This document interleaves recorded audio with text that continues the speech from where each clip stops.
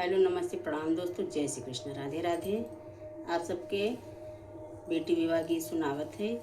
जैसे लगे कमेंट में ज़रूर बताइए, लाइक और सब्सक्राइब जरूर करें दोस्तों, और अपने प्यार आशीर्वाद दुलार जरूर दें। बसवा के कोठिया में दुई रे करैली, एक बबूर एक बाँस, माई के कोखिया में दुई रे बलकवा,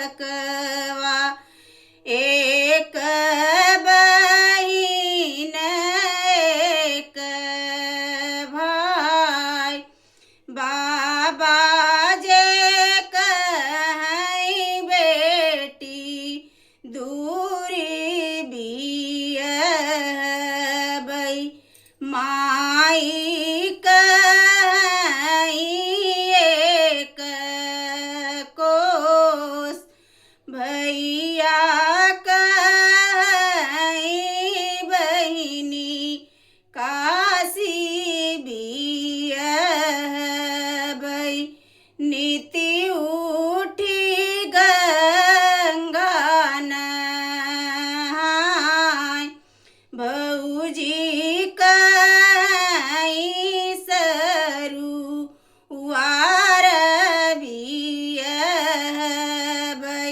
जौने के उआवई न जाय। बाबा जे दियलेनी यन धन सोनवा, माई जे लहरा पटोर, भैया जे दियलेनी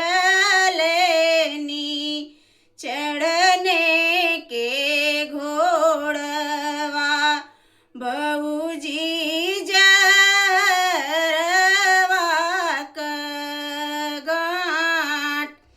बाबा का सोनवा मई नव दिन खाबई, फटी